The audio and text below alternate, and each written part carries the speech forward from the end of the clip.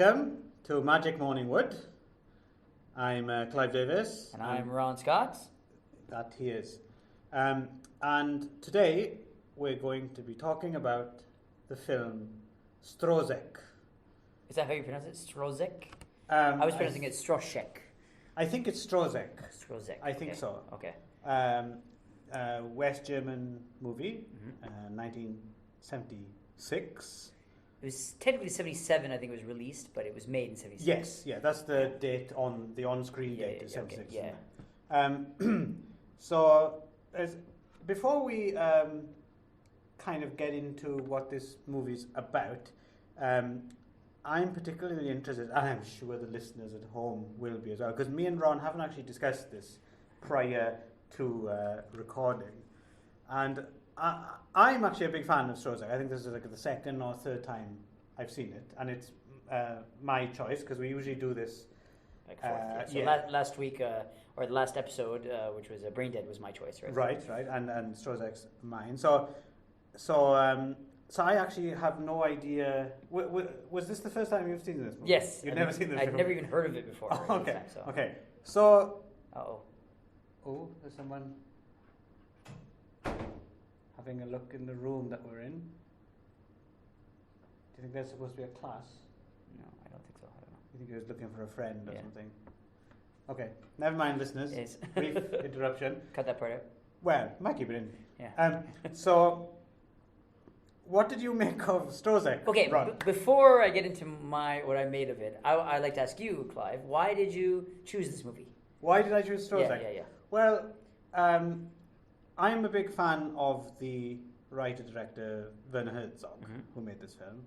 And I guess he's still most famous maybe for the series of movies he made with Klaus Kinski, the collaborations he made with him. So this doesn't have Klaus Kinski, and it's it's far from a forgotten film, and fans of Werner Herzog's work will rate it up there with one of his better films, I think. But it still seemed somewhat overlooked. I thought it would be interesting to shine a light specifically on this one film rather than looking at Werner Herzog's work overall.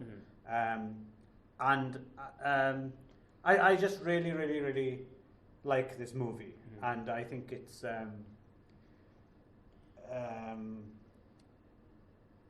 hilarious.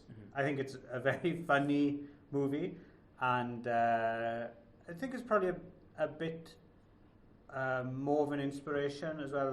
Like, I was thinking, watching it again, how much that Lars von Trier movie, Dancer in the Dark, might have been somewhat inspired by STROSZEK. Really? You think so? I think. Okay. Yeah, for example. Okay. I don't know, it's a bit difficult for me to sum up without getting into it. So before we get into it... Do you think that it's Werner Herzog's best work, or at least his most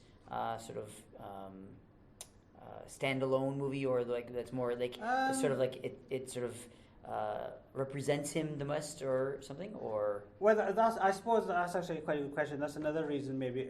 In a way it doesn't, I suppose, because I think image of a typical Werner Herzog movie is something that is shot in a difficult location for a start, like in the Amazon or something like that, as opposed to in Berlin and Wisconsin, which are relatively kind of urban and settled and non-wild frontiers. And it's not a story of great adventure. It's not like Klaus Kinski pulling a steamship over a hill in Fitzcarraldo. It doesn't have those kind of elements. It's more of a it's far from straightforward, but it's more of a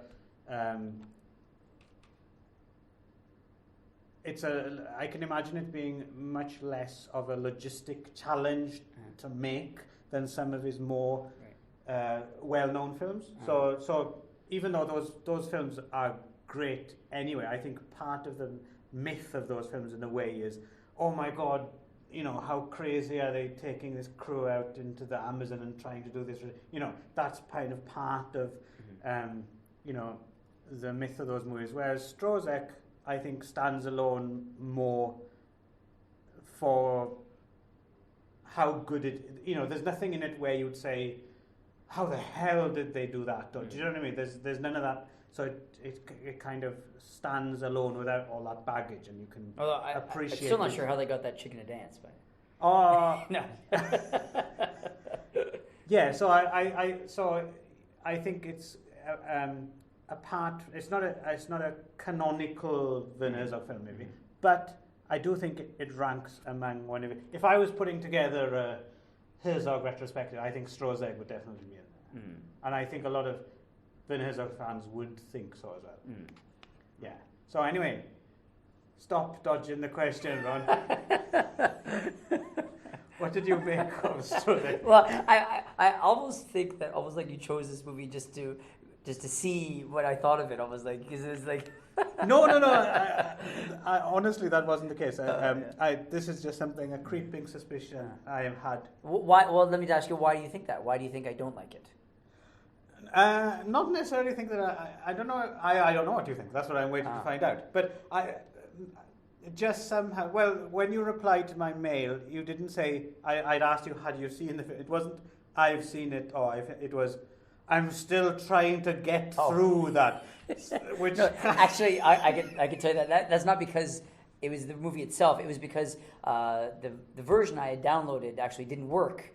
And so really? I started to watch it, and then the audio file was all screwed up, and so I couldn't. Really? So I ended up having to get rid of it, and then I just found it on YouTube. And but the thing is that on YouTube I had to only watch it when there was a connection. So that's why I was trying to get through it, because I was trying to find times where I could actually have an opportunity to sit and actually watch it. That's a shame. So and because I waited until just before the recording, so I was doing it on Tuesday, and then I couldn't do it on Tuesday because my file didn't work. So that's why actually what I meant by I was trying to get through it because I was trying to actually find time to actually watch it before today. So that's a shame because I think it is a film that benefits from seeing in its totality, but. Oh well, I saw it in the totality. I mean only one goal. Yeah, I think I saw like the first 20 minutes, and then from there I saw the rest. That's of it not too anyway, bad. So it was okay. So it was. So did you like it? Well, let's see. To be honest, I'm of two minds about this movie. The movie was. I get it. Right. I get the movie. I understand why it's considered like this kind of masterpiece that the people who like it think it is. I get what he was doing with it. I get like the symbolism and all. Like I mean, for the most part, I'm pretty sure I get what was going here, and I understand. I understand why it's considered a good piece of cinema or film, right? Kind of thing, and from a filmmaker or a theoretical perspective, I can see how it's very solid and has lots of things to learn from and go on. That doesn't change the fact that it was pretty boring. Okay. I thought it was boring. Okay. I didn't think it was boring, but I can appreciate the elements of it for what it was. Okay. I'm not sure I still felt like not much happened in it, so I personally just felt like I was just waiting for it to happen. I kept checking the times and like, how much time is left? And I was like, there's so much time left. When is the big conflict going to happen? But then never really, or when is there going to be when is the story really going to start? But it never really happened. But then eventually, by the time I got to the end, I was like, okay, well, that was the movie. And then thinking back on it, I could say that my initial reaction was not that good. I was like, well, I didn't really care for this that much. But then I've been thinking about it the last couple days, and I can say that now over the last day or so that I've been thinking about it, I can see elements as to why it's considered better than I had initially took it to be. Was it was it the pace, the leisurely pace? It wasn't really the leisurely pace. It was just that I just didn't find. I was just waiting for like a conflict or some sort of a story. Okay. But it didn't really ever seem to happen, and it was just sort of like well, they're in Berlin. Okay, they don't like Berlin. They're having problems with Berlin, so then they go to Wisconsin, and then Wisconsin they don't have enough money. And then the end. So it was so it was just I was just sort of waiting for something. Usually there's just something that's like kind of like a clinch pin or a turning point of something that happens. Like the third act. It never really felt like there was like like a third act. It was just sort of like a second act, and it finished for me. Okay. It you just made up a word there, by the way. Clinch pin. Clinch pin, yeah. So Clinch and linch clinch pin. and linch pin. That's all. Yeah, That's good. That's trademark good. Ron Scott. Yeah. So, but yeah, I mean, but definitely I can like. I mean, I did some research on it after I saw it, and it's interesting because I went and read some reviews, and like every review was like 10 stars, 10 out of 10, 10 out of 10, and and at first I was kind of like, is this the same movie? I was like, what do all these people love this movie? But then I started reading the reasons why it was, and then I was like, oh, okay, yeah, I can understand where you're coming from with that. I can see it, and looking at it, like, I think it really depends on your mindset when you're watching it. I mean, if you're watching it looking for, I guess, like entertainment, I wouldn't say it's really an entertaining film. I wouldn't call it entertaining. I would say it's interesting, and it's sort of, it makes you think, of course, and I think it's a lot of very symbolic, and there's a lot of sort of like really important elements, film elements, and of course it's a film part of what is it called, the New German Movement or whatever they call it. Yeah, I guess it does come in there, kind of thing. But at the same time, it's just sort of like I kept like watching the clock, like wondering how long it was going to go. But at the same time, I wouldn't say like I hated it. It's not the worst movie I've ever seen. But I wouldn't say I probably loved it as much as you did. So. Okay. Do you think you'd watch it again? Obviously not straight away, but do you think you'd give it another shot? Maybe I would. It seems like maybe now that I've kind of thought about it and looked at it more, that maybe if I looked at it again and watched it again, kind of knowing more what to expect, then maybe I'd be more accepting of what happens in it. I think I actually did enjoy it even more the second. I enjoyed it the first time, but it's one of those films, I think, like you said, it lacks maybe a certain dramatic peaks and troughs of a more traditional kind of cinema. But it certainly has, it's almost like a mood piece, right? I think. Yeah. And I think once you know what's in store for you, so you're not necessarily sitting there waiting for, still you might not, but if you find that you enjoy that mood, or you like, because I like these characters, so I like going back and spending time there. I think it really entirely depends on your mindset and if you're ready for that type of movie, right? So I think I was expecting a very different kind of movie. Because, I mean, as you said, you thought it was hilarious. I did not think it was funny at all. I did not see I think the only thing that even made me smile was when he said, I'll promise never to drink again, and he walked right into the bar. And that was the very beginning, the first 5 minutes of the movie. It's a good old-fashioned gag. Yeah, good old-fashioned gag. And then after that I was like there was nothing, I was like, and that's why I think, because I saw that it was categorized as technically a comedy, and so I was expecting it to. Well, that's what when I looked up, that's what it was categorized as, a comedy, and so I was expecting it to be funnier, or I was like, are there jokes that I'm not getting? I was like, maybe, and so a lot of the movie for me kind of felt like Emperor's New Clothes, which is sort of like I'm supposed to be liking this movie. Why am I stupid because I don't like this movie while I'm watching it? So it was almost like I felt embarrassed that I didn't like it. I see what you mean. But no, that's good. I mean, I appreciate someone's honesty in that case. I would rather you just come out and say, I bore the shit out of it, rather than pretend that you really enjoy it. Yeah. So, but I think for this podcast, it's also a lot more interesting if there are two different points of view, rather than like last time where we were both like, oh, I like this movie, that was cool. They're just like, oh, that was cool. Finish, right? So at least having a counterpoint to this. So I can, but at the very least, I can see the other side of it, kind of thing. So I wasn't necessarily on that side when I. And I suppose in a way I can kind of see where you're coming from as well, I suppose. Right, yeah. Let's get into it then, and let's do it. Let's talk about what it's actually about. I'll just give a very brief synopsis, if I may. So basically, there's a guy, STROSZEK, Bruno STROSZEK, played by this guy Bruno S. I really like Bruno S. What did you make of Bruno S? Okay, well, so here's the other thing: is that. I mean, of course, it's the 70s, and I was trying to think of it from the point of view of like the time period it was made, and of course, I'll admit I'm not experienced with Herzog at all. I've never seen another Herzog movie at all. Is this your first? My first Herzog movie. Wow. So that's another reason I wasn't really prepared for what I was supposed to see. In that case, I apologize because of course I like the movie and everything, but. I hope it doesn't put you off seeing more Herzog, because no, it didn't. other ones are very, very different, and I can imagine. Even if you didn't like this one, I can imagine you like really enjoyed it. Well, interestingly enough, I was talking to my friend that we were going to do this movie, the guy who did our music for us. Oh, yeah. And he is a huge Herzog fan. Really? He actually said, you're doing a Herzog movie. Oh, I've been meaning to tell you, you need to watch Herzog movie. I think you really like. So he actually had really excited that. So I actually said, hey, you should come. He said, you should come because you probably have more to say than I do. Because he was a really big fan of Grizzly Man and stuff like that. So, so did he like STROSZEK? He hadn't seen STROSZEK. So but he looked it up and maybe would watch it because we were going to do it today. I don't know if he did or not, but anyway, so he highly recommended. So that at least put me in the mindset that so I did some research on Herzog as well.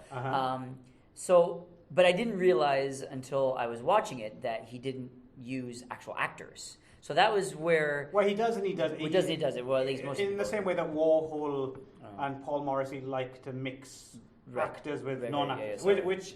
I think I'm always a big fan of this technique, and as you know from your own experiences, I do that myself. I think this makes for a very interesting dynamic. Yeah, in this case, I think Eva Matez, who plays Eva, she's an established actress, obviously very good actress. She's an actress, yeah. And so putting her in there with Bruno S. is. But Bruno had been in another Herzog movie before. Correct me if I'm wrong, right? Yeah, he was in this film called The Enigma of Caspar Hauser. Yes. Which is also has another AK, which is a brilliant title. The AK for it is Every Man for Himself and God Against All, which is a fantastic title. Yeah, okay, good. But The Enigma of Caspar Hauser it's based on a real case. I can't remember if it actually happened in Bavaria or not, but I think Herzog's version is basically about. It's set in the 19th century. Is it 19th? Olden times, and a man is discovered. I think he's in his 20s, fully grown, and he's never been in any human contact before. He was grown in total isolation, never spoken. And Bruno S. plays Caspar Hauser. Right. And Bruno S. himself, he died actually in 2010. He was 87, 88 years old, I think.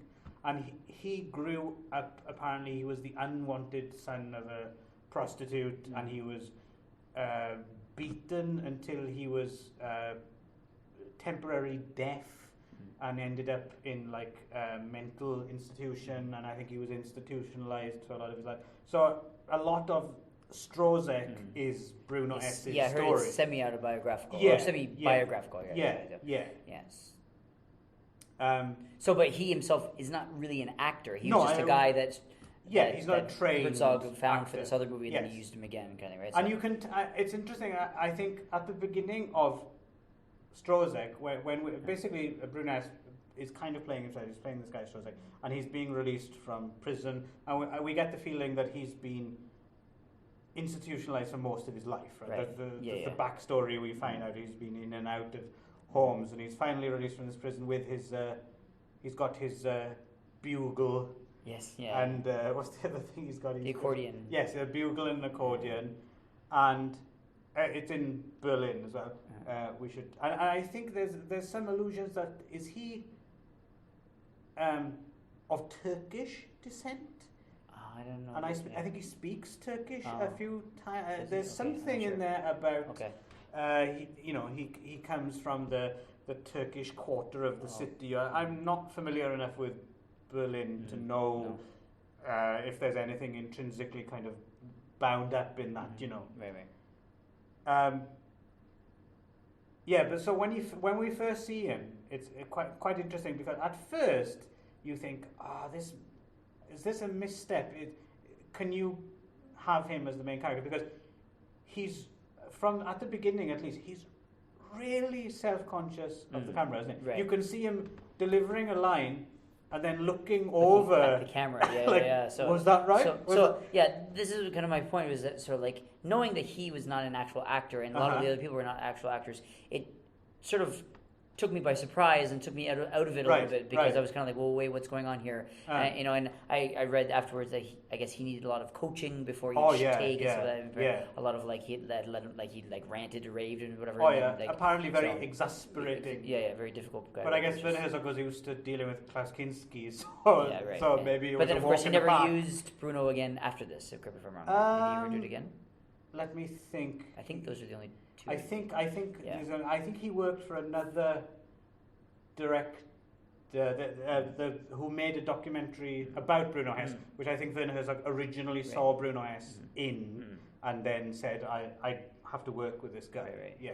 So anyway, but he himself was, so that's why I was kind of went back and forth, I oscillated a lot, because sometimes it was just the way he was acting or his reaction were so like just not ridiculous in like in a comedic way, just ridiculous and like what is wrong with this guy? Like why did they choose this guy? I was kind of like what is that? Like he just like really like just terrible. But then you have the other side of the scale, like that scene when he's sitting in the diner and they just on his face for like the really long pan where he's not really doing anything with his face, but like it was really really moving, right? So it totally went back and forth. Like so, I couldn't really make a solid decision on him because sometimes I really hated him and sometimes I really thought he was really quite good. So I have to admit, for me, watching it this time at least, at first it was jarring because he's looking at the camera, and then I have to admit it's quite quickly I got used to it. I don't know if it's because they throw you in at the deep end, but after a while what I mean is I totally believed in whether it's him or a character. I suppose the lines are blurred, right? But I totally believed in him. Like he in a way, he was not perfect because he was consistent to himself. He never kind of. Once I found out afterwards that it was really just kind of a biographical piece for himself, I kind of like, oh, okay, so he was just him being him, I guess, right? Yes, yeah. So Bruno Hess is released from this institution, and he has a problem with alcohol. We discover, and also I quite like the scene where he says goodbye to his cellmates. Do you remember this scene? He has like two cellmates, and one gives him a really small paper boat, and the other one goes to the trouble of lighting his fart. Yeah. Yes. Yeah. I have a gift for you. So So the first 5 minutes seemed like a comedy. The way he was acting with the warden when he's promising that he'll never I will never. Yeah. And then the way the warden was kind of acting was a little bit over the top and stuff. And then the guy lighting his fart and and then going out and then coming back. So I sort of okay, well I can see where this is a comedy. And then from right about that point, I just stopped being funny for me. I was then there was the pimps beating up the prostitute, and I was and he was I was like, I don't really understand why this is a comedy. So Bruno heads straight for the nearest bar, basically, and then there's quite an interesting. This is where we're introduced to Eva, played by Eva Mattes, who's a hooker with these two really really mean pimps, right? These two guys are just fucking horrible, just nothing, and full on stereotypical. He's got the big fur coat on, and stuff, right? And one of these guys as well.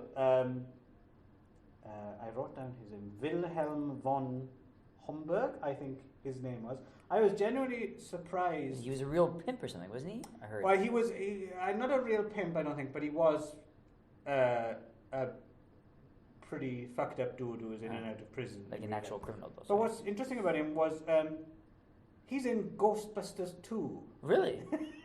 I didn't know that. I haven't seen Ghostbusters 2 in a long time, but looking Google Images, it came straight back to me. I don't know if you remember, Ghostbusters 2 is the one where they that guy tries to bring down the karma of the city, and there's the ooze. The painting. Yeah, that painting, the Carpathian. Yeah. That's him. That's him, really? Yeah, Vigo. The one with the facial hair. Okay. The one, Vigo. That's it. He's Vigo the Carpathian. Yeah. So the one with the there's one who's kind of clean shaven, more handsome, and the other one's kind of a bit more Really? That's from STROSZEK. really? He's also in Die Hard too. Oh, really? Okay. Yeah, I don't know what he played in Die Really? Hard. Okay. No, Vigo in Ghost of Oh, really? Okay. Yeah. Interesting. So there's an interesting scene in the bar where the two pimps are there and they're laying into Eva the hooker, right? She's kind of. And this scene confused me a little bit. I didn't really quite understand what the problem with the third guy was. It's at first I was kind of like, she seems like she's a hooker, but then they were angry at this guy because he was sleeping with her, but she wasn't paying, but then they were making him pay $25,000. I think he fucked her without a condom. Oh, okay. Or something like that. Ah, okay. I couldn't. Yes, no, I couldn't happening. quite. But I think it was something along those lines that they were going to have to have an abortion or something like that. I see. Okay.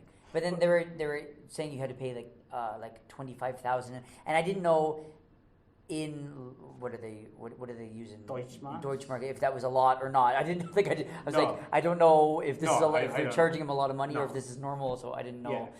But basically, there are a couple of bad dudes, and they treat her like shit. Yes. Right? Yeah. And the other thing about this, I was wondering about this as well. I don't know if there's a STROSZEK Blu-ray with a commentary or something, but it'd be quite interesting. There's at that first scene, I don't know if Bruno's supposed to know Eva from before, because he's been there, because he just walks up to them and goes, "Oh, here's Eva." Yeah. So that was my impression, was that he knew her right, from before. Or it was just Bruno S. just kind of ad-libbing, and they figured, leave it in. Yeah. Because I don't suppose it really matters if he knew her from before now, because clearly he's been in the bar before, because the barman recognised him. Yes, so basically,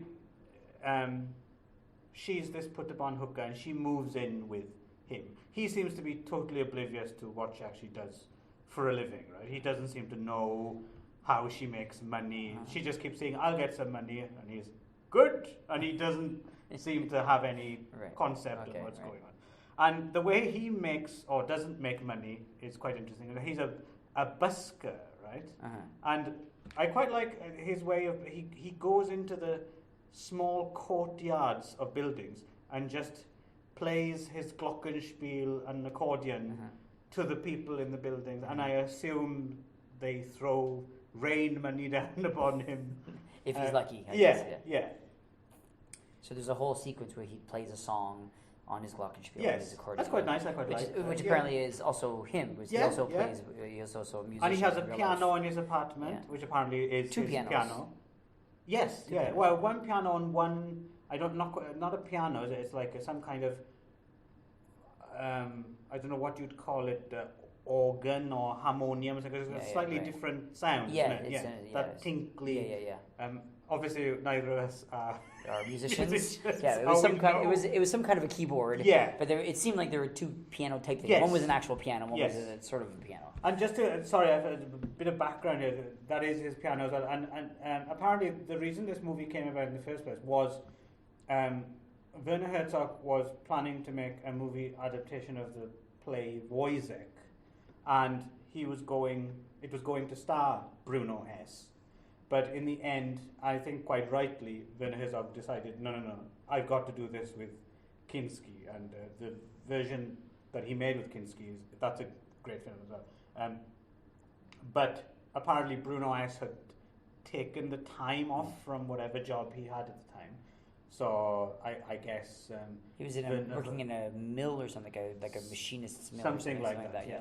So I guess Werner Herzog, all credit to him, felt responsibility to I did promise this guy, so let's kind of shoot this. I'm guessing it must have been written pretty quickly. I heard it was like in 3 days or something like that. So and basically wrote it for him specifically, right? Yeah.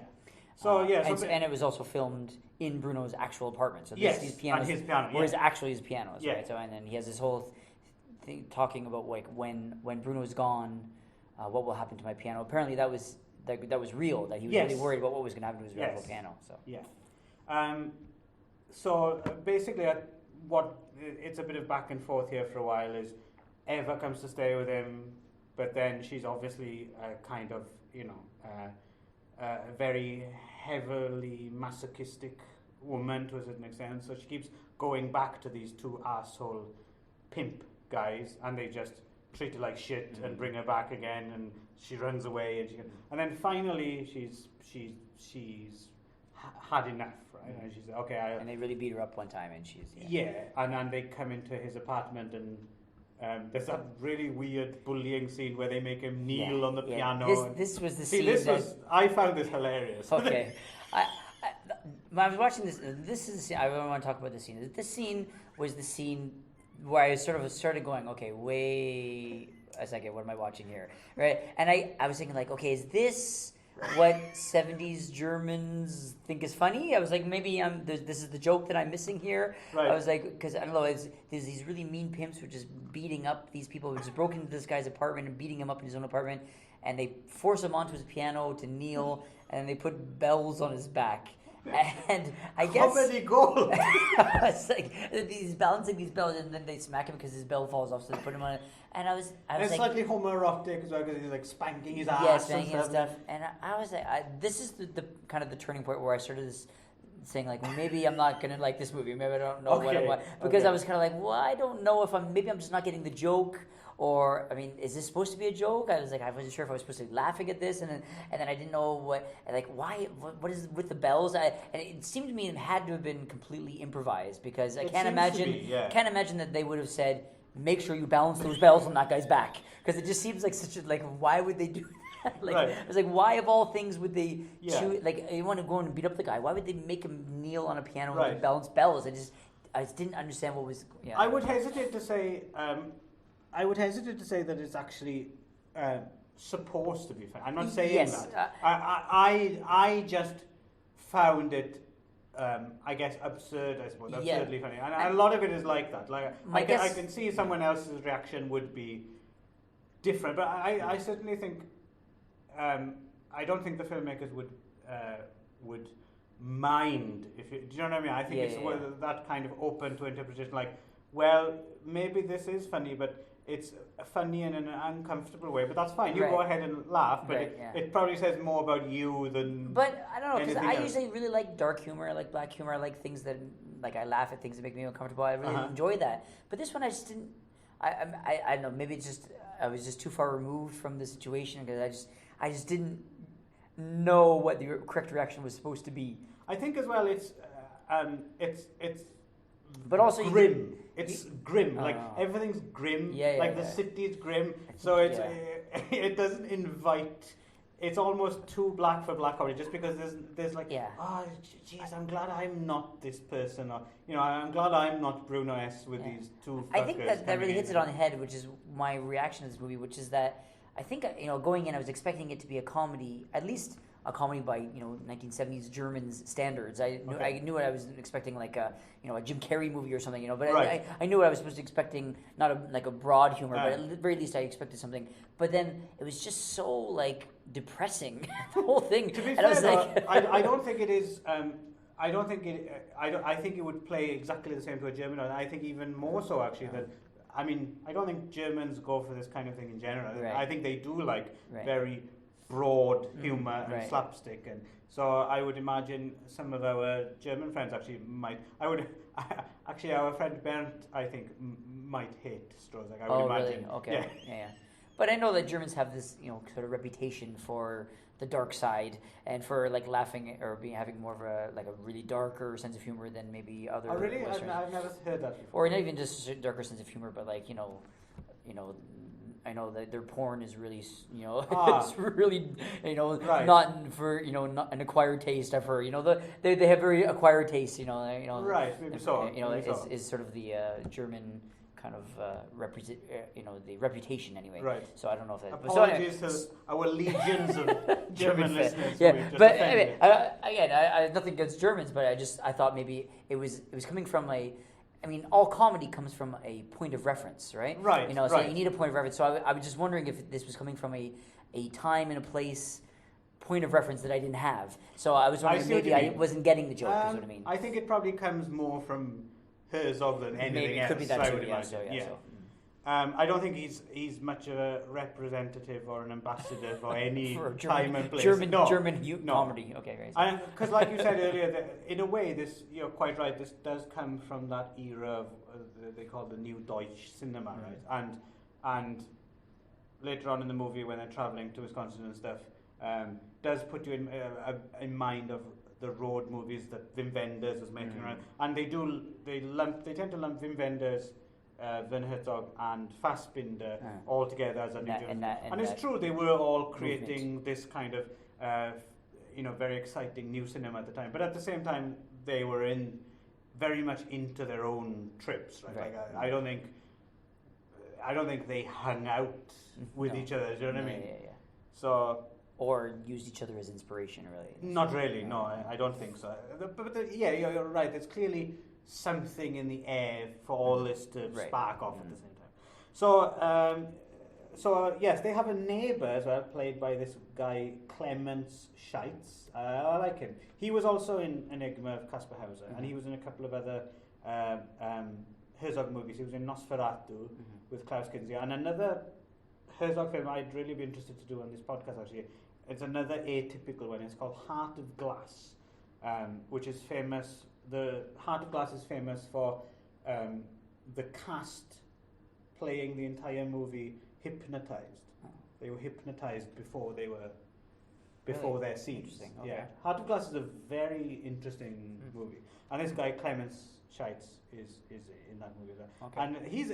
What do you think? I think he's a very likable fellow, isn't he? Yeah, I mean, yeah, it was sort of like, okay, now you're kind of like straight lead man, right? Straight-ish, who's sort of like you're not really sure, and then you've got like the leading female, the romantic interest or whatever, I guess, to some degree, who's more of like a straight up actress kind of thing. Yes. And then you've got this kind of like strange old man who's sort of like comes into where he's very and it really cultivates his kind of like strangeness or his bizarre attitude or his way of the whole thing about like the animal magnetism thing was just really head scratching for me. But I guess it was sort of like this kind of like this real like this real like eccentric old man, that kind of like lives in his building kind of, right? So and he's going off to live with a relative in America, in Wisconsin, right? And so they decide to tag along with him. Before we get into that, there's one other scene actually, which is this scene fascinated me, and I'm wondering how this played with you, because even for me, I found this scene oddly uncomfortable. I'm not quite sure why. When Eva's been beaten up and he's been bullied by these pimps and stuff, Bruno goes back to the institution that he was released from, I guess, or he goes to visit a doctor he knows. Do you remember this scene? And the doctor's kind of explaining, it'll all be okay, don't worry. And he goes, look, I want to show you something. And they go to the premature baby unit in a hospital. Right. And it's clear, I mean, I don't know if it's actually a real... It had to be a real premature baby. Yeah, it had to be. So I'm assuming he must be a real doctor. I think rather than actor. Yeah. And he seems to know what he's doing. I mean, it's not mishandling anything, but he's picking up this very pink-looking small baby, and lifting it up, and it's grabbing onto his fingers and the grip reflex. Yeah, and it's not like in a normal, when you see a movie baby, it's clearly like 6 months old or something. This is it was quite clear, like a premature, at least a newborn at the very least. Yeah. And then they cut and they show another baby, and this clearly is because he's in. I don't know baby talk, but he's in, what are those called? He's in like an incubator, I guess. Yeah. And he's, I mean, I'm not overly familiar with babies, but babies don't always look like they're fighting for life quite as much as this one, right? No. He's clearly like... Yeah, that's what I said. Those were pretty clearly actually premature babies. Yeah. So. And of course it's not, I'm sure it's not interfering with him in any way or anything, but it's not what you expect to see at all. Yeah. And so, here's my impression of this. Well, first of all, this was definitely, when I'm talking about frame of reference, this is definitely something that you would only see in 1970s cinema. Yeah, yes, I don't true. think you'd be you allowed, would even allowed to be in a premature like preemie ward Yes. in that, like any filmmaker ever. I don't think you'd ever get to see that without it being a CGI baby or something in Right. today's cinema, just because it's so like dangerous for those babies, right? And no one would ever allow their baby to be like the baby. Oh my goodness, mine's a Yes. premature baby in that movie, right? Kind of thing. So it was very 70s for me, first of all. And it just as the days before health and safety, right. And of course it just, as you said, it stuck out. I was like, well, what does this have to do with the movie? Like, what does this have to do with why is he even come back here? It's a fight for life, I guess. So I mean, so symbolically I can get it. Like, it's definitely like, hold on, fight for your life, right. even like your ref, like, like holding on for dear life, and even those premature, even though they're they have odds are stacked against them, they still fight, and they often, and he said, like, someday this baby could be president, what I mean? So I mean, I get the symbolic why, but it struck me as sort of like Herzog met a doctor who works in the premature ward and said, hey, come and film in my ward. Hey, that sounds great. Yeah, great. I'm pretty sure it does. I mean, who knows? Maybe the baby he was actually picking up and playing, maybe that was just a regularly just born baby. But no, clearly the one in the incubator. And this happens a lot in Herzog's films as well. He talks about this thing called the ecstatic truth, because basically... in general, there's two types of Herzog movies. There's his documentaries and there's his fiction. This is clearly in the fiction category. But all his movies seem to have these weird crossover scenes. So his fiction movies have all these almost like documentary-like scenes. Like the scene, it's almost like something out of an old Mondo movie, right? It's kind of pure documentary look at this baby in an incubator, kind of stuff you don't normally see in a fiction film. And then he's been quite honest over the years about his documentaries having fictionalized scenes in. Like, he'll tell people what to say, and and he has this thing where he talks about the accountant's truth. He doesn't like the accountant's truth, which is his way of explaining like a documentary which is just the facts, ma'am. He has this great line about, if pure facts were so interesting, then the New York City phone book would be the most interesting book in the world, Okay. So he has this thing, it's called the ecstatic truth, which is where it doesn't matter what you use, you get to the real truth behind the truth. So this even if it's fictionalized, you're still it's the ecstatic truth. It's not the accountant's truth, So so I think this is kind of an example of that. It seems. But if you're used to more conventional movies, it really sticks out. It's like, what the, But in his movies, it's not that unusual. There's often kind of, if he's filmed something of interest while making the movie, it's getting into the movie. Do you know what I mean? If it fits, then according to his worldview, then it fits. So they decide to go by boat as well, because the neighbour Clemens Scheitz claims that planes aren't made correctly. So they go by ship, and there's a brief footage of them of a ship. Yeah, it's not even them on a ship; it's just a ship. And they arrive in Manhattan, and Bruno plays his bugle on. Where are they? They're on one of the tall buildings, the Empire State. I think it was Empire State. Yeah, I think it was. You see the. That was kind of an interesting shot where it was like a city of New York, but I was looking for the recognizable landmarks on this, but you couldn't see any of them. But if you look down, the shadow of the Empire State Building was right. So it was right when so I'm sure that was intentional. That it was sort of like you don't really see any buildings that you recognize, but you have the shadow, so you can tell that you're on the Empire State Building looking at it, which I thought was a really interesting. I mean, as I said, the elements that I could really appreciate. That was a really like interesting cinematic choice that I could really appreciate. Well, I quite like that as well. The fact that they went to New York, but they didn't kind of just load it with travelogue footage. Yeah, they didn't just shoot the Statue of Liberty in the Empire State Building. It's sort of like it was more of an interesting idea that I'm on the Empire State Building now, and I can tell from the shadow. The Twin Towers would have just have gone up recently. They weren't there at all either. So, and then they get back on the road, and ultimate destination is this place. They call it, what do they call it? They have a name for this place. Freight train. Oh, something. Railroad Flats. Railroad Flats. Yeah. And it seems to be like a place, a major crossroads for lots of freight trains.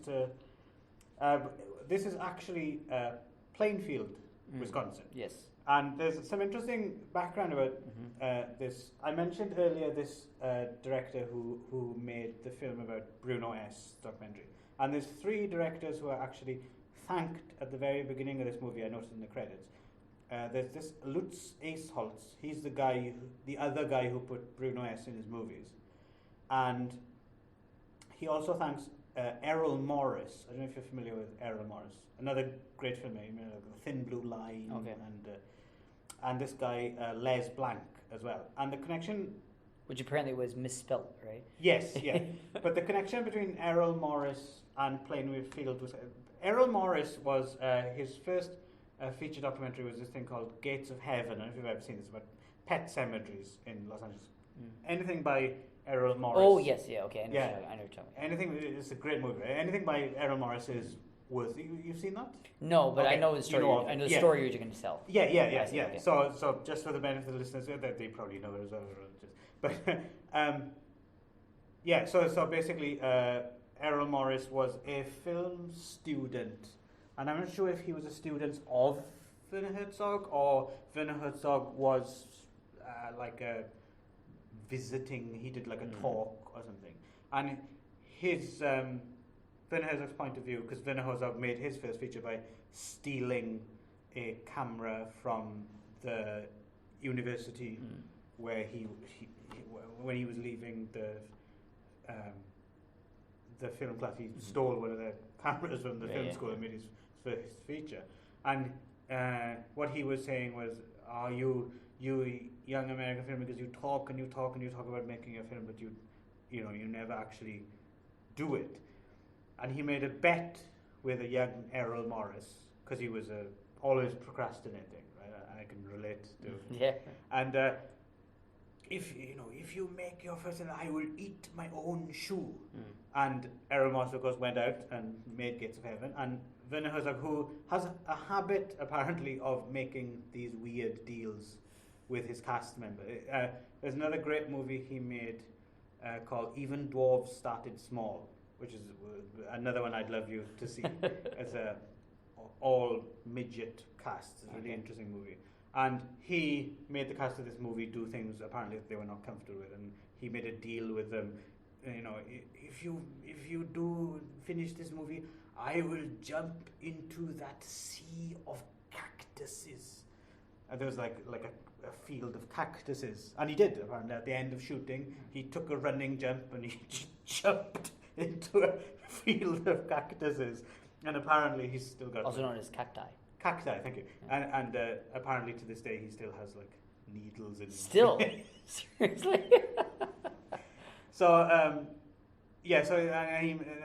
but he keeps his promises, right? And so he did eat his own shoe. And this other director, Les Blanc, actually filmed. And there's a short film you can see. It's actually quite good. It's called Werner Herzog Eats His Shoe. Eats his shoe, yeah. And basically, he goes up on stage, and it's kind of like a talk as well for film students. So he goes up and he talks about his career while slowly preparing, cooking a shoe, and eating the shoe. It's kind of interesting. It's like that Gold Rush Chaplin scene, right? But kind of extended with some interesting hints and tips for young filmmakers. Yeah. So, but apparently Errol Morris, he kind of scouted this place, Plainfield, Wisconsin, because this is the place where what's his name, the serial killer, Ed Gein. Yeah. So Ed Gein, this is where he was from, and apparently Plainfield, Wisconsin, as well.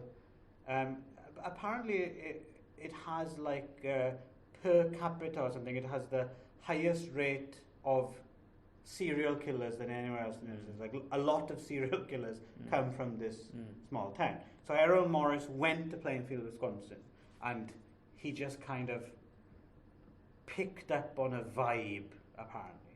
Yeah, like he did. He made this other movie called Vernon, Florida, where he went to the town of Vernon, Florida, and just filmed local eccentric people. I don't know if you've ever seen Vernon. That's really good. So this is just like, if you like local eccentric characters, it's a wonderful pleasure to watch. So I think he had a similar idea for Plainfield, Wisconsin, and apparently he told Werner Herzog about that, and then Werner Herzog went there and he filmed STROSZEK, and apparently Errol Morris was like furious with Werner Herzog for years for like stealing this location and stealing this idea from Andrew. So so they end up in this place, Plainfield, Wisconsin, and I suppose they're trying to buy into the American dream, right? Bruno S., who immediately starts wearing a cowboy hat as soon as he gets to America. Yeah, pretty much, doesn't bother to learn any English at all. No. Where's a cowboy? And the neighbour Clemens Scheitz, I'm not exactly sure what his deal is. He doesn't seem to be doing anything apart from walking around with his counter. And I also couldn't tell... Checking for admirable magnetism. I also couldn't tell who was the English speaker of the group. Because sometimes it seemed like the old man was translating. Yes, and then it seemed sometimes Ava was translating for the old man. So I couldn't tell if they both just had a little bit of English, or I think so.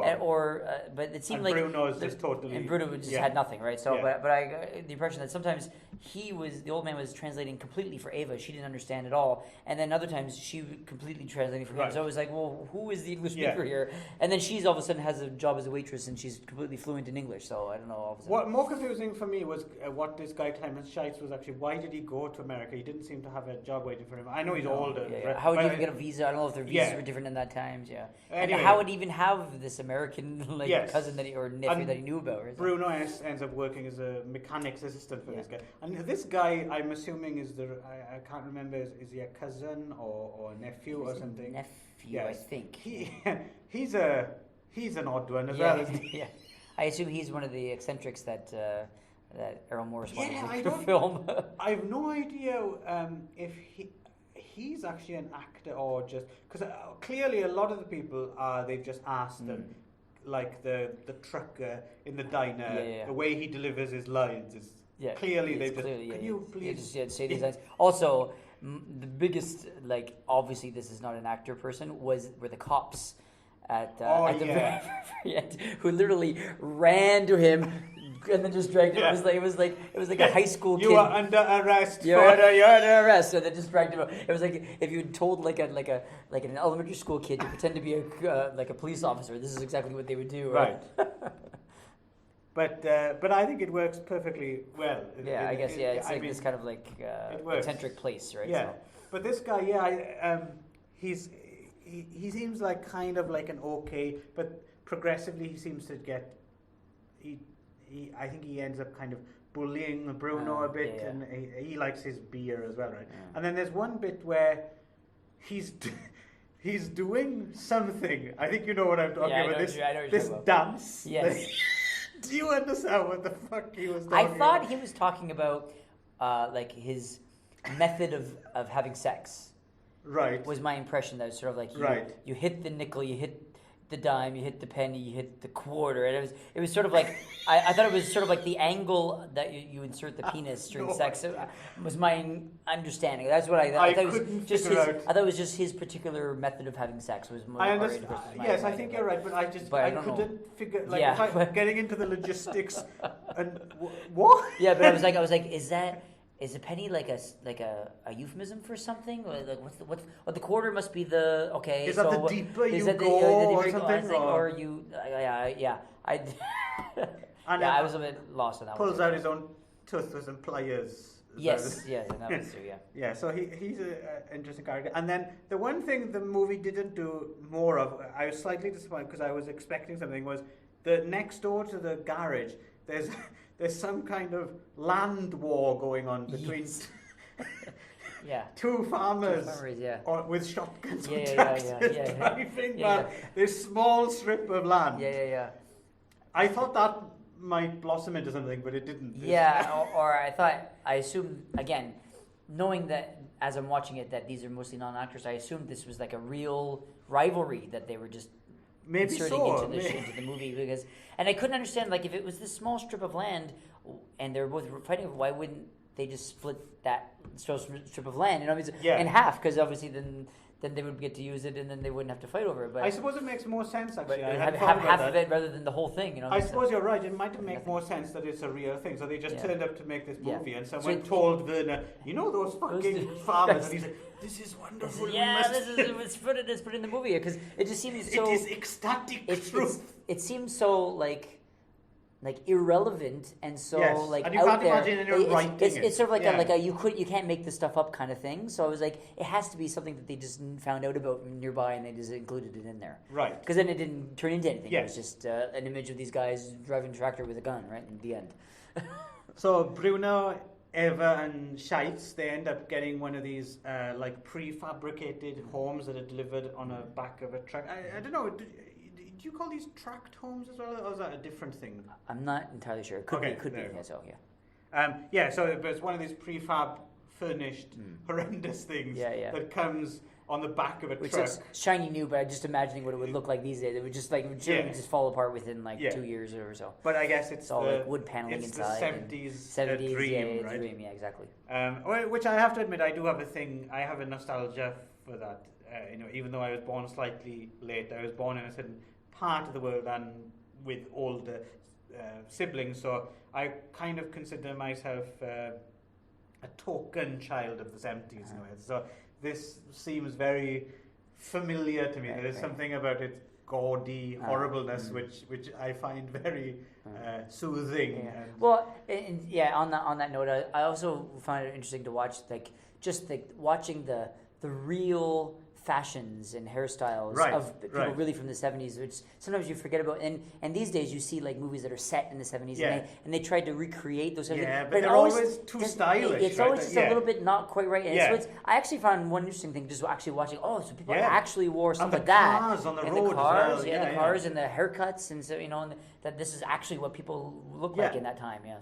So they get this prefab home and they buy a television set, and obviously it's all on loan from the bank, right?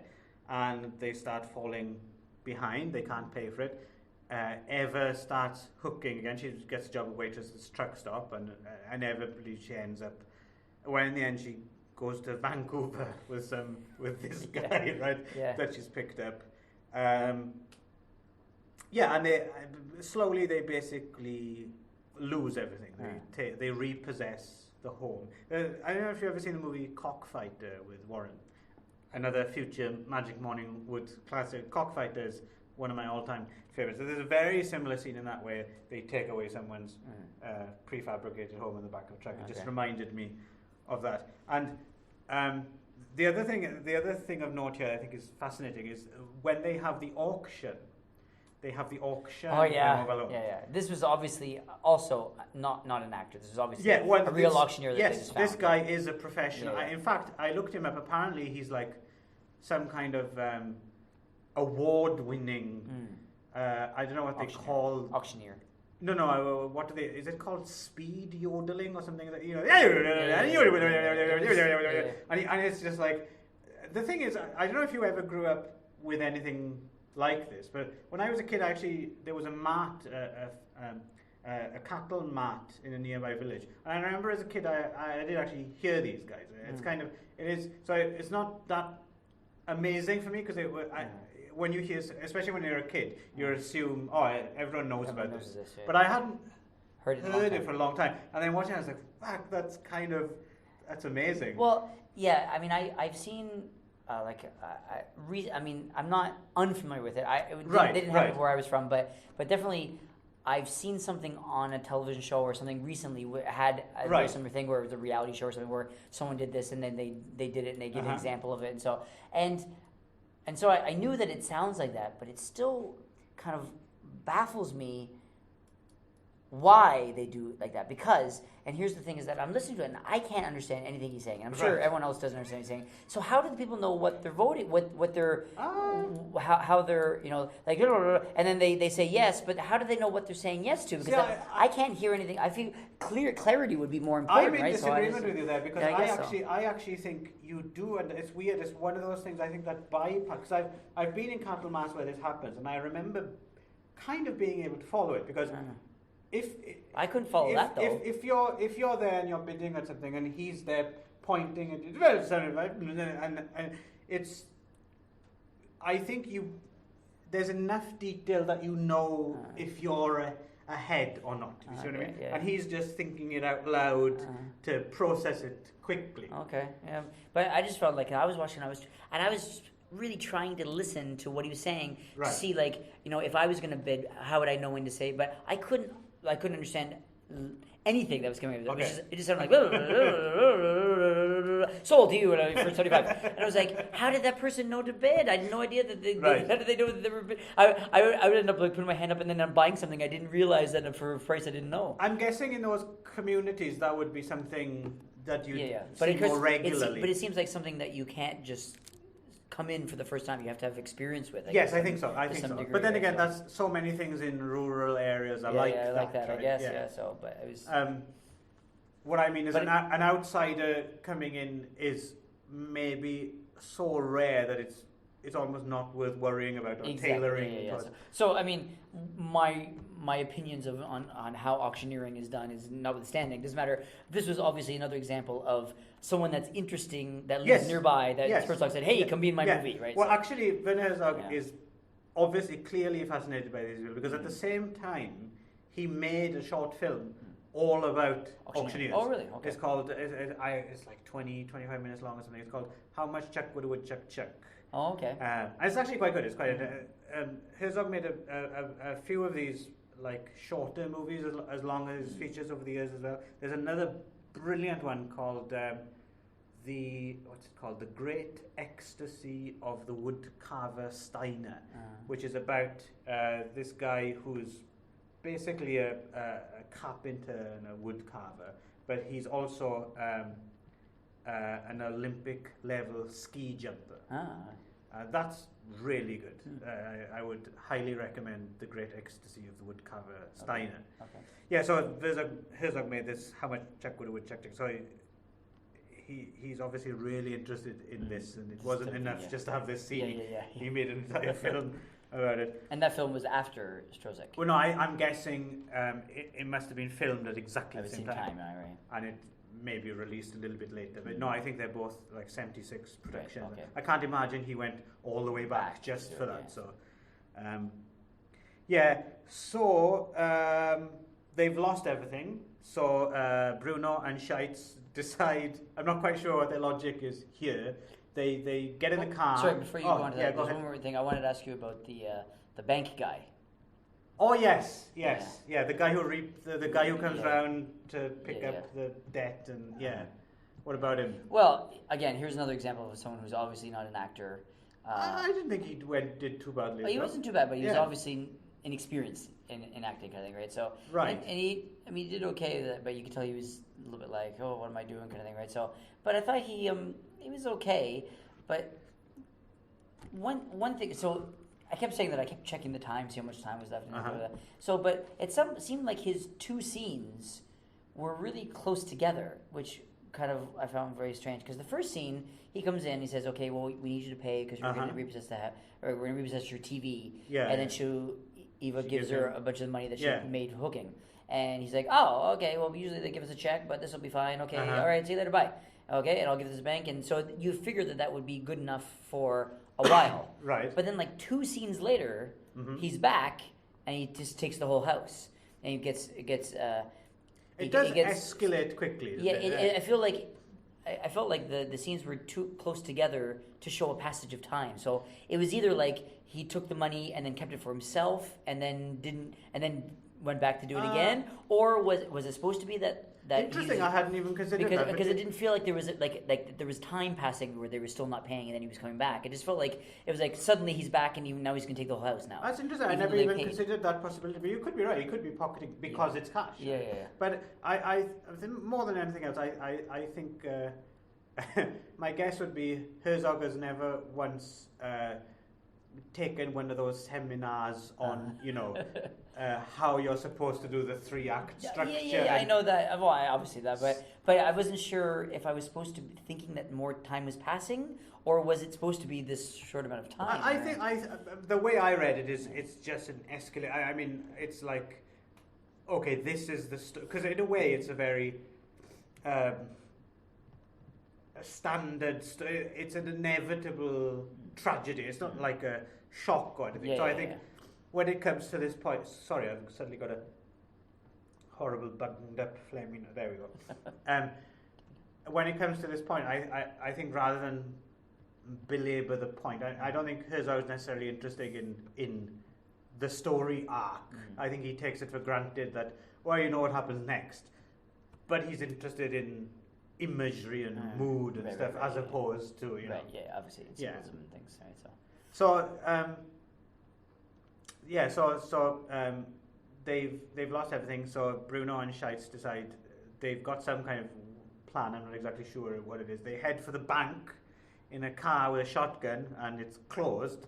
So then they find what I assume they think is a side entrance to the bank, but it goes down to is that a barber shop? Barber shop, yeah, it's a barber shop. And they rob the barber of $32. There we go. There you were paying attention. Yeah.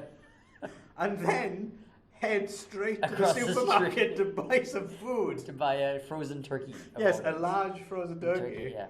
And that's when these Keystone Cops come in. Yeah.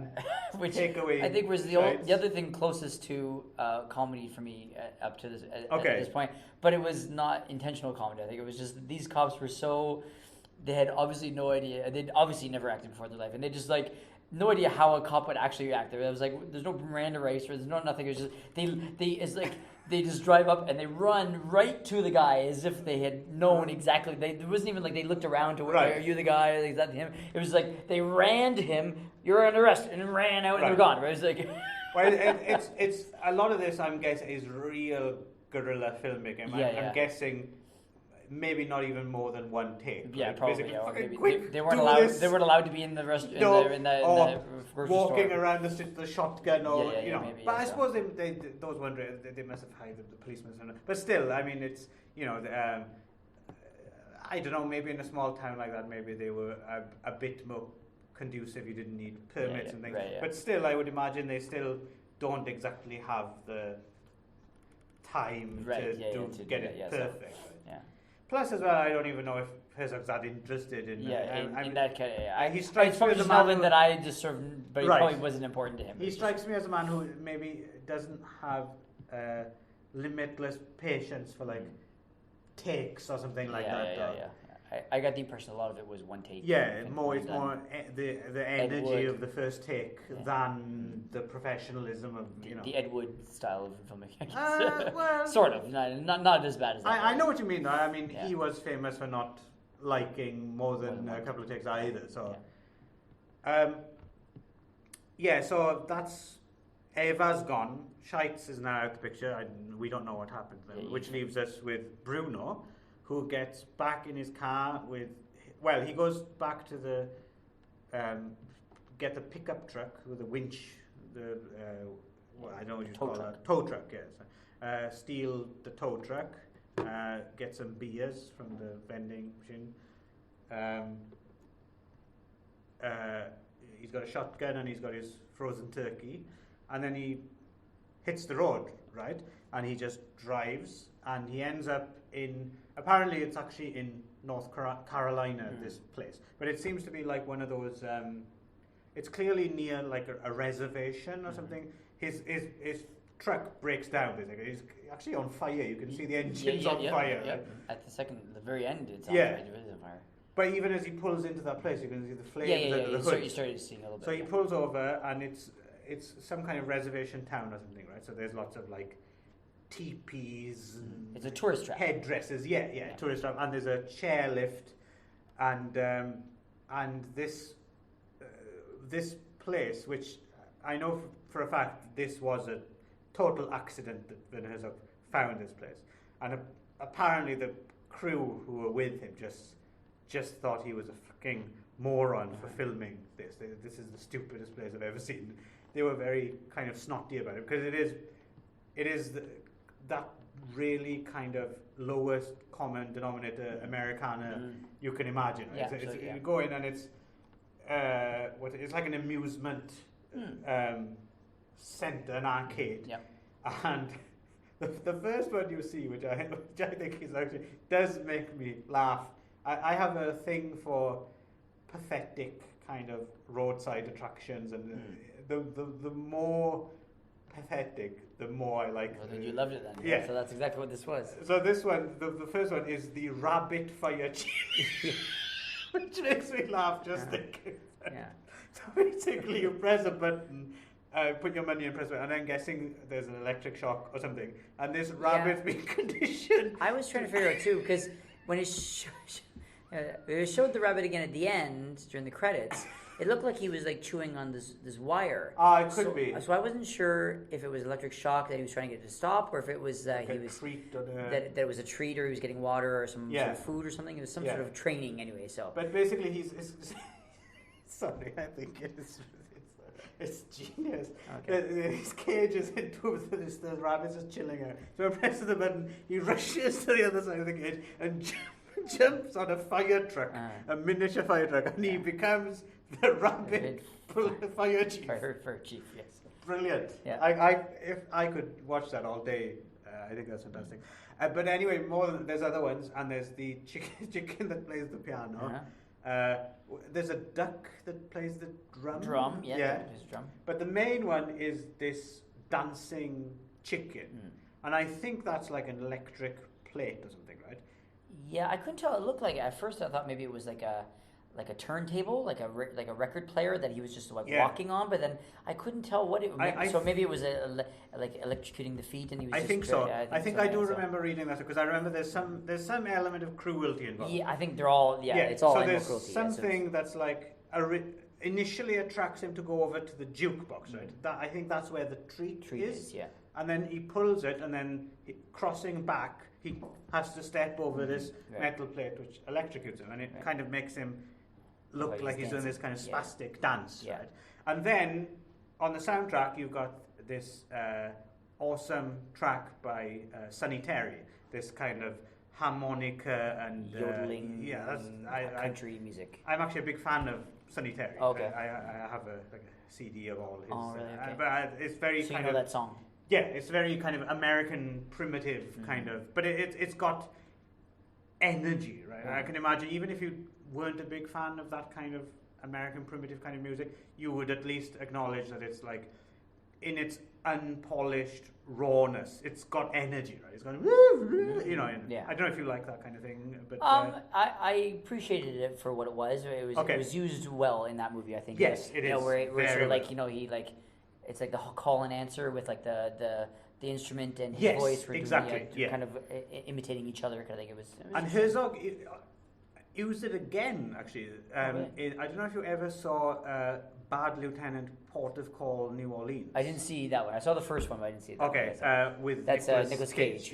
Well, that's a later Werner Herzog film, which is really good as well. That's really? Yeah, You say that's good, really? Oh yeah. He was definitely. Should watch actually. That. Sorry, I was wrong. Actually, I did see a Herzog film. I did see the first Bad Lieutenant. With Carter. Well, no, that's not his. The first one's not. No, the first. Oh, wasn't. I thought that was on the list too. No, the first one's Abel Ferrara. Oh, okay. Yeah, so never mind. I was right then. That's okay. Well done. Yeah, and again, he uses a Sonny Terry track to equally memorable effect. There's like you should really see Bad Lieutenant. There's a scene in that with a Sonny, and it's almost as memorable as the dancing chicken. Right.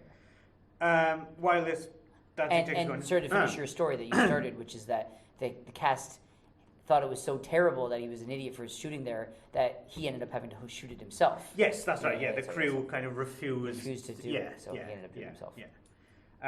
Thank you. And then Bruno S. gets on this chairlift with his shotgun and his frozen turkey, goes around a few times, and then I guess he blows his head off, right? Is the impression that you get, right? So it's his last hurrah. This dancing chicken and going around the chairlift, and then you have just scenes of this.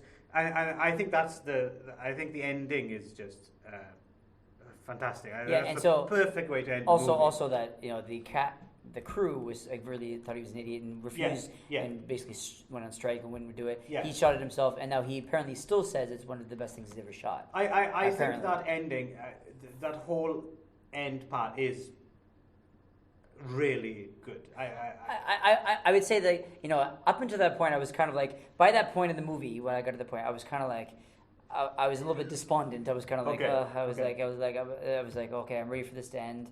You know, like, so I would say that the ending brought me back a little bit. Did you like it? So I thought at first I was kind of like, what? I was kind of like a little bit with the crew and so the crew. I was like, what am I watching? But of course, it definitely thematically made complete sense. And that final, that final montage of the rabbit and the duck on the drum, and I think it's really well definitely done. Thematically, it makes perfect sense. It was really, I thought it really like symbolically tied everything together. Yeah, and watching that the first time and the second time as well, I had a massive grin on my face. Okay. From pretty much when the rabbit fire chief turns up to the end. Okay. I've just got a huge grin. I had the opposite reaction though. I mean, I understood what it was, but I thought it was really morbid and like not morbid, but really depressing. Because I mean, this is essentially why he killed himself, right? Yeah, yeah. I mean, it is depressing. I mean, there's no two ways about it. But there's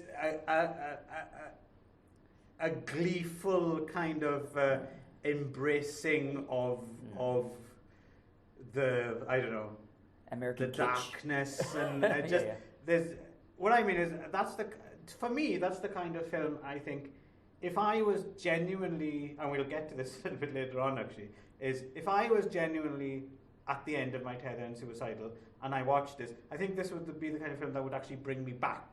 Oh, really? Yeah. Well, interestingly, you said that, but this is apparently famously... Yes, I think I know what you're about to say. No, go ahead. Okay. It's the time to tell okay, apparently this is famously the scene in the movie that Ian Curtis killed himself to, the lead singer of Joy Division, right? So yeah, well, I suppose we'll never know exactly. But yeah, apparently this was Ian Curtis of Joy Division watched this when it was on television in the UK. The night he killed himself. Basically. But the rumor is that it was the chicken scene apparently where he killed himself is what I heard. I don't know if that's true or not. Oh, I don't know about that. I don't know how they would even know that, but that's what I read. I know it was he'd watched we know he watched it, and then there was the night he killed himself. And also listening to Iggy Pop's The Idiot as well. Right. So maybe I don't know. Maybe that. Yeah. Maybe the film did push him over the edge. I don't know.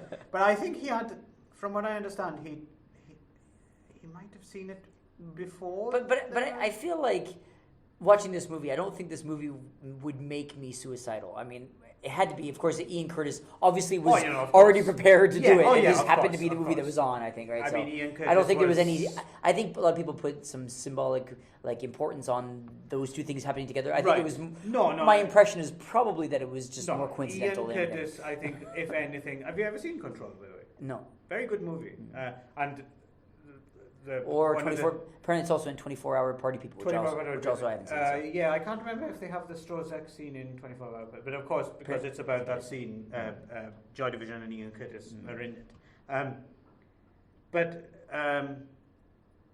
Control's very good actually, and posits more than anything else what probably drove Ian Curtis to suicide. Ian Curtis was an epileptic, and hence the Control, and of course the Joy Division song and stuff as well was, I think he was fed up of not being in control. Like apparently he had these really debilitating epileptic fits. Yeah, I mean I don't know if you're a Joy Division fan, but if you've ever seen footage of him, he had this famous kind of spastic kind of dance he'd get into on stage, and it's close to an epileptic fit. Okay. Control's a very interesting film actually. Make a cheerful double bill with STROSZEK. So the only other thing I wanted to, it's a very nerdy thing to point out, but just before he goes on the chairlift and kills himself, Bruno S makes the tow truck go in a circle like that. Donuts, yeah. Yeah, and that's exactly the same thing that happens in this film I mentioned earlier, Herzog film, Even Dwarves Started Small. At the end of that, exactly the same motif. Herzog seems to have a thing about cars going around in a circle. Was that car on fire as well? I think it might have been, actually, yeah. It's been a few years since I see that film, but I'm going to make us watch it again, and we'll do another Magic Morning. All right, sure, okay. So, but yeah, definitely the burning car going around in a circle, him being stuck in this chairlift that goes around in a circle that doesn't really go anywhere. Yeah. And then these like kind of like kitschy, like Right. glorious common denominator, like roadside attraction things all put together. Right. Really, like, yeah, I can definitely see the impact he was going for, and Yeah. so it was really. But I've noticed you've mentioned a few times. You've mentioned symbolism, and of course, I think Werner Herzog's self-consciously smart enough to realize if that kind of symbolism appears in his films. But I'm not sure if it's calculated. I don't think he goes out of his way Well, it could. to make to I don't think he thinks like, I must film this as a symbol of this. If you see what I mean. I think ultimately, of course, that's what leads into that. Well, but I think it's very much almost an accidental kind of. Yeah, I mean, it could be like a chicken and egg kind of thing, which is that you don't know which came first, the actual thing which inspired him to use it, or Right. if he wanted some sort of symbol that does this. Right. I mean, we will probably never know, but I know at the same that time, that's- of course, obviously, you take the dancing chicken or the chicken playing Yeah. the piano, Yeah. which is like him playing the piano Right. at the beginning is obviously very, But this obviously sort of a total accident. accident that he came found across. it, Of course, yeah. knowing that he sort of came across this thing as accidentally, we can't know that he was saying, he's writing a script saying, I need to find a dancing chicken. I need to find a chicken that plays the piano. Obviously, that didn't happen. Right. But it was sort of like Susie said. It was like, well, this is what I need to do because it perfectly sums what I need. I don't right? know. So- To be honest, I so- never made the connection between the piano. Oh, really? That's the first time. Oh. So I'm wondering if even he might. But at the very least, even if Because it the wasn't thing is- necessarily the piano, but it was just like things or living things doing things that they don't want to do, that are being forced to do something they don't really want to Right. do, Well, and the hopelessness of their lives versus, I mean, it was all. But that's what's fascinating about it is it is open for these interpretations, right? Because the So, thing is, if you think about it as well logistically, you find this dancing chicken thing. I mean, right next to it is the chicken with the piano thing, so you'd film it anyway. Do you see what I mean? yeah, exactly, yeah. So, but I'm curious what the script actually originally called for. Is that, because obviously he wasn't like he was planning to this because he stumbled across it. And of Yeah. course the crew didn't want to do it because they thought it was an idiot. Right. So what was the actual intended ending according to the script of this movie?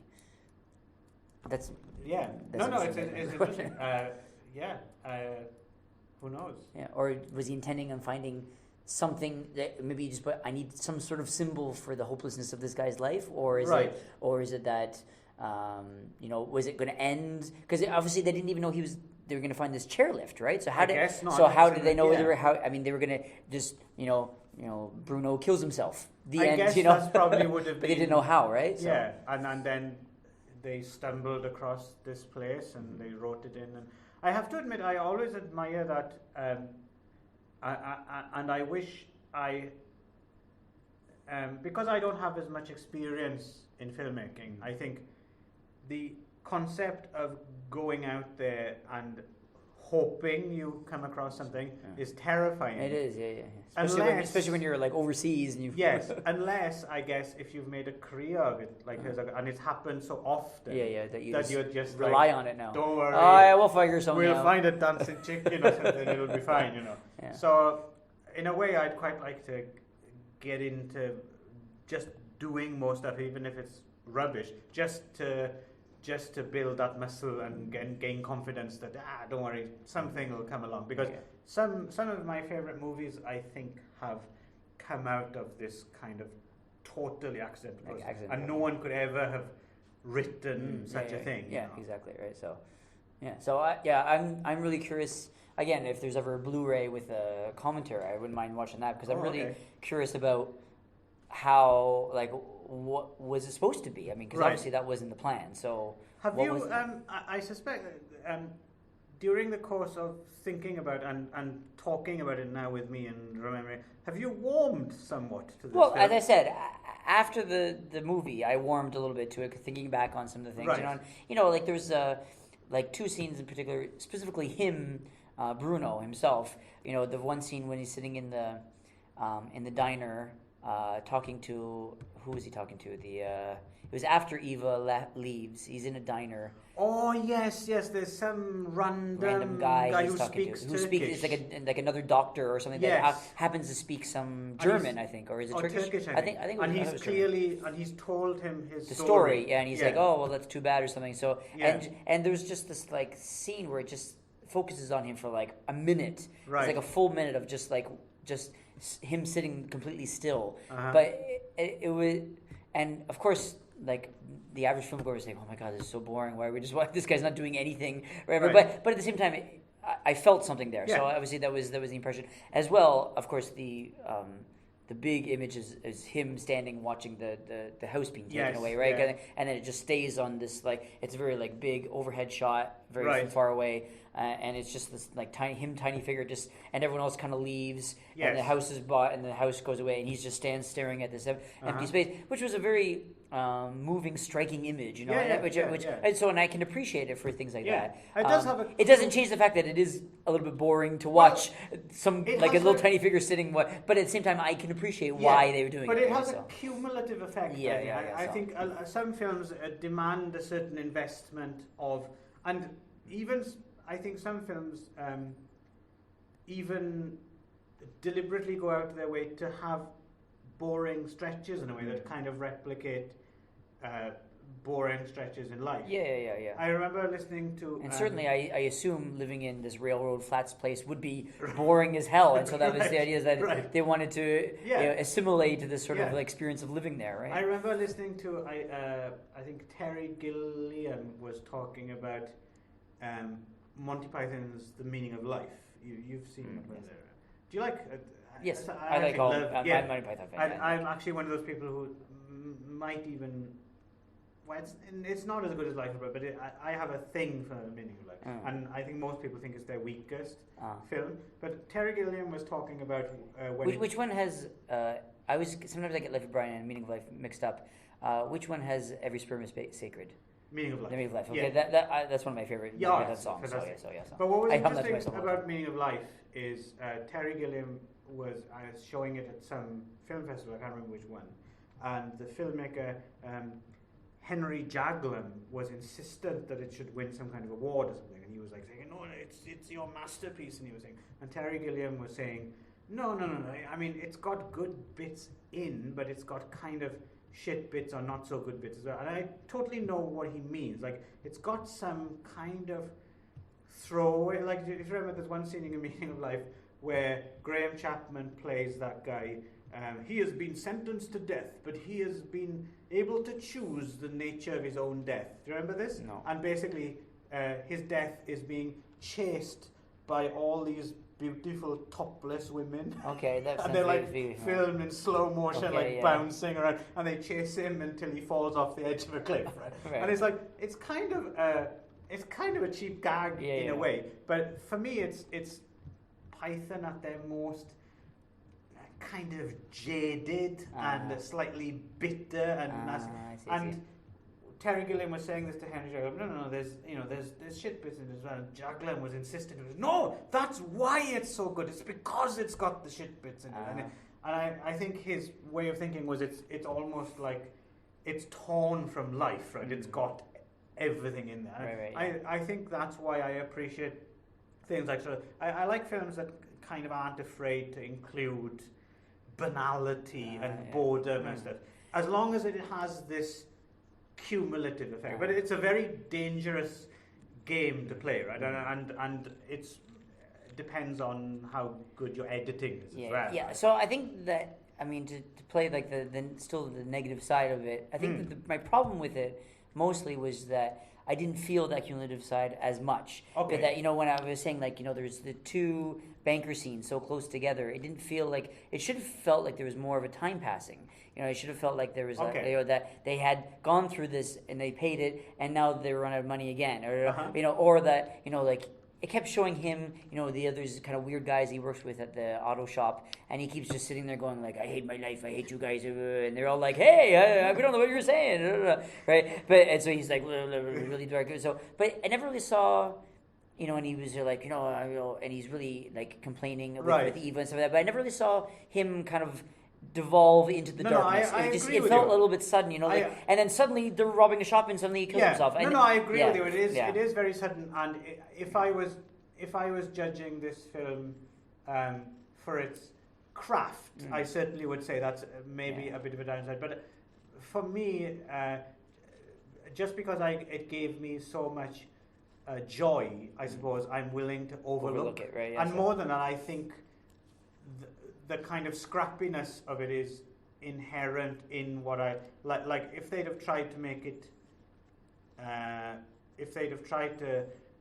it, more gradual, that would have resulted in a very different film. Yeah, I think so.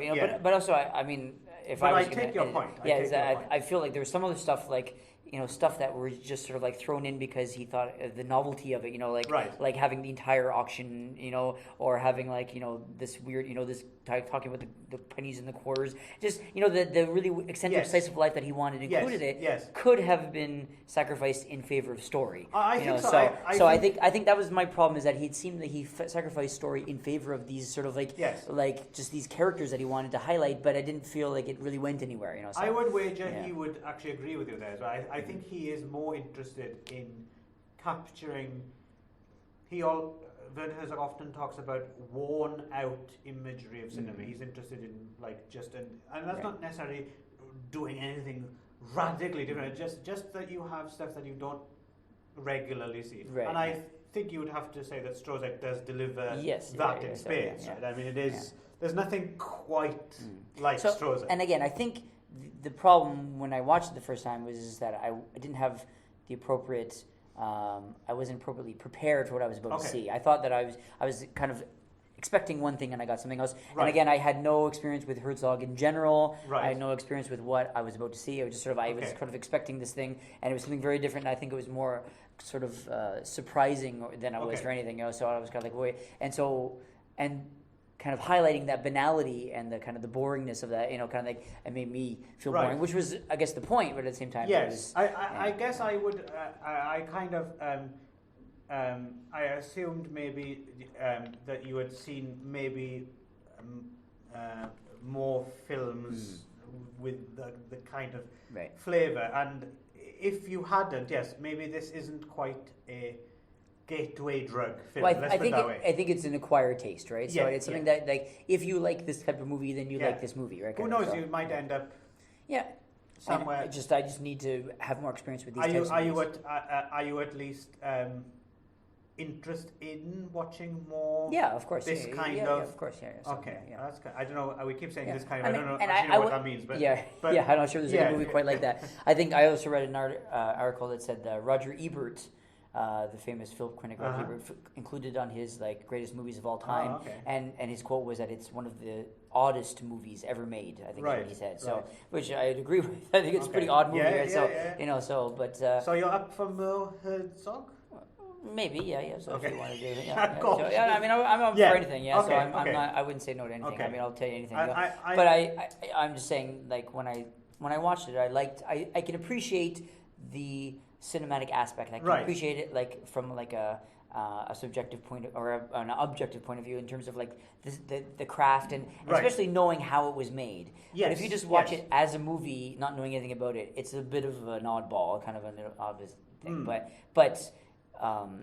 once you do a little bit more research, you can kind of appreciate it a little bit more. So I think so. Just to, we're probably going to get finished up here soon, but just one more thing, just while I'm on it, it's just another thing that occurred to me that I thought was quite interesting. Talking about how, the editing can make the movie in this kind of cumulative and the fine tuning. I remember reading an interview with the actor Dean Stockwell. Was it? Yes, it was Dean Stockwell, who was in Quantum Leap. Yes, but he was in Paris, Texas. Do you remember this movie?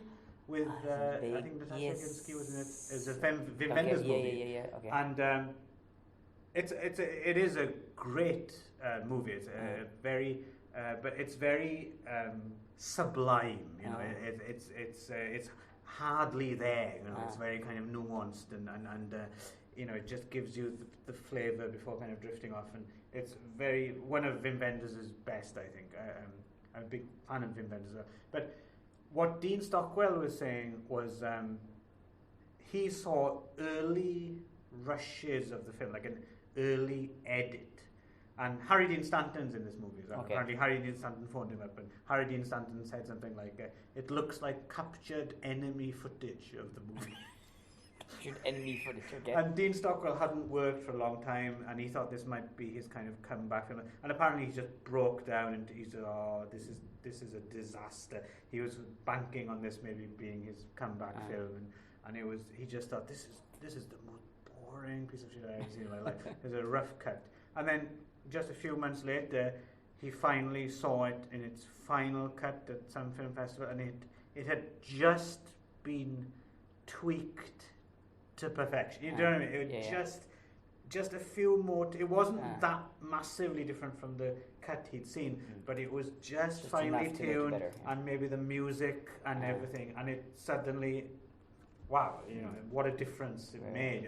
It kind of plays, right? It's what was the name of the movie again? Paris, Texas. Paris, Texas, right? Yeah, we could do that as well. So I think we're done here. So that's that's STROSZEK or STROSZEK. STROSZEK, yeah. STROSZ or ZEK.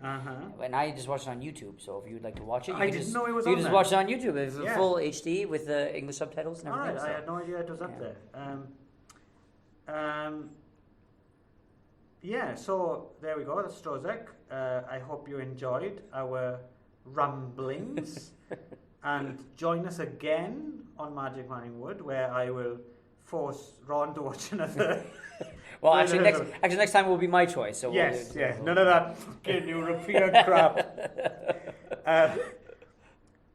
So until then. Thank you very much. This is Magic Manning. I'm Ron. Clive. And see you next time. Bye.